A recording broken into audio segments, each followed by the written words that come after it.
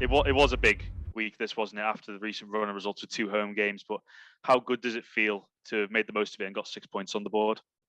Yeah, it's massive. We all know that we were in a bit of a blip, and we know that the games that we played this week were big. But at home, especially, we fancy ourselves against anyone. So it was nice to get 2 wins under the belt and moving into a big week again. It might be funny looking back to a game last Friday when you've had a game since, but did Elliott's winner against Mansfield, has it felt like a bit of a turning point? Yeah, you'd like to think so. You sometimes need a catalyst and a spark to change your fortunes, and I feel like last Friday that was a big moment. It's sort of given us all the lift after what was a tough run, and yeah, we're thankful to Nev for doing that, and it's hopefully going to kickstart our season.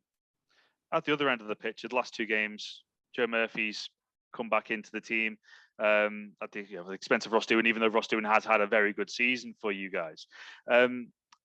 Can his experience prove crucial in this running, do you think?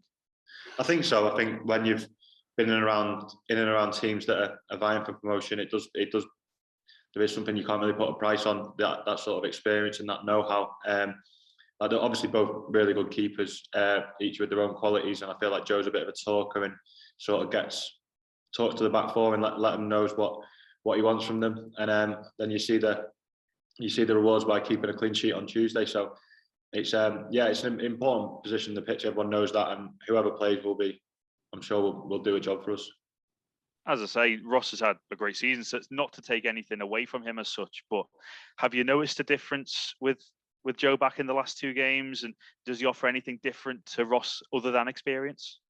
Again, whoever's behind me, I'm confident there. We've got good keepers at this club. We know that the gaffers spend time looking at Ross and getting Ross in, and then you've seen when both of them play, we're able to keep clean sheets and do well. So whoever's there, I'm confident, and who knows, we might need them both before the end of the season. And keeping that clean sheet against Harrogate, it's been a while, hasn't it? So how did it feel to get another one under the belt? Yeah, it's been nice. It's been a tough period for everyone, really. We have conceded more goals than we have done previously, but that's because we've set such high standards for ourselves. So we've just got to maintain that now, keep that sort of emphasis going, and take it into Saturday, which is another big game. And you did well at both ends on Tuesday, didn't you? Winning the penalty as well. How much do you like getting forward? Yeah, it's something we work on a lot. The set pieces, and again, it's something that we haven't maybe capitalised on as much as we'd like to over the recent period. But I know that if I get in the right position and the delivery's good, then we've got a chance. We've got a few strong people there really in the team. So it was nice, and it was a Stonewall penalty. It was he's dragged me back there. It was annoying because I think I was going to score, but it doesn't matter as long as it goes in and we pick up the 3 points. It's happy days. So yeah, it was a nice feeling to win. I was going to say, I think you did well to keep the shirt on your back, to be honest with you, when you saw it getting pulled. But how important is that? Because we've seen Clarkie's threat this season as well. You scored the winner against Hartlepool. How important is it as a centre back, do you think, to be a threat? I think it's massive.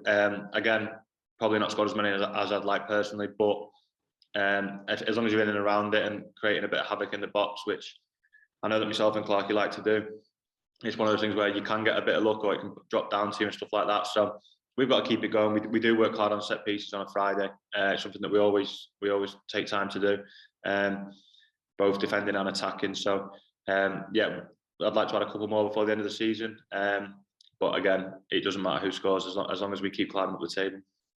And on Sutton, you were on the bench for the defeat earlier this season. What have you made of their campaign of getting promoted from the National League?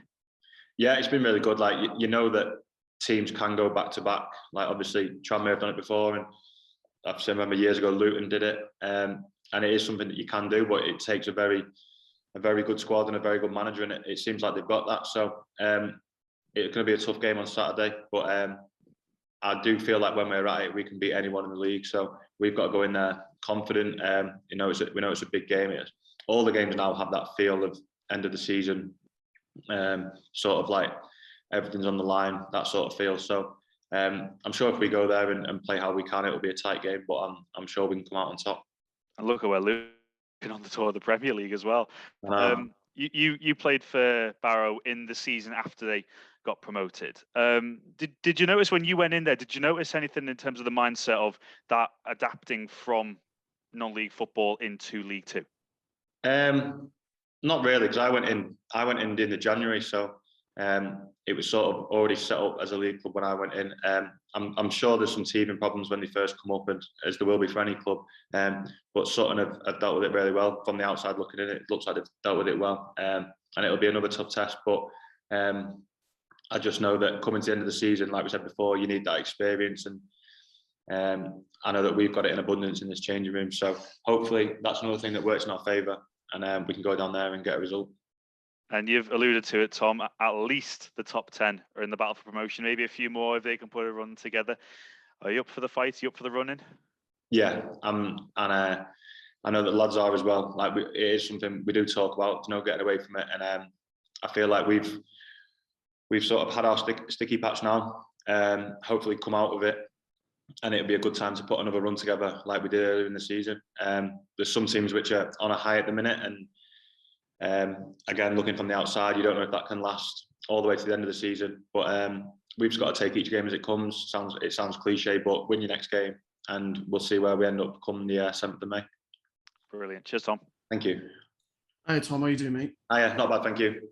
But you've mentioned experience a few times there, but how important is the experience between yourself and Peter Clark in the back, especially in terms of stability in the team? Yeah, it's big. I feel like myself and Clarky are big talkers on the pitch. And we've sort of been around the block a bit as well, so we know sort of what it takes to get where you want to be. And he's brilliant next to me. He speaks a lot, tells the lads before the game, during the game, after the game, what we need to do. And yeah, I feel like it's a big reason where we are, because we've got a captain like Clarky. So yeah, we've just got to keep doing it, keep pushing everyone, and as I say, just keep picking up those results. What's it like having so many young players around you? Because the squad is filled with youth.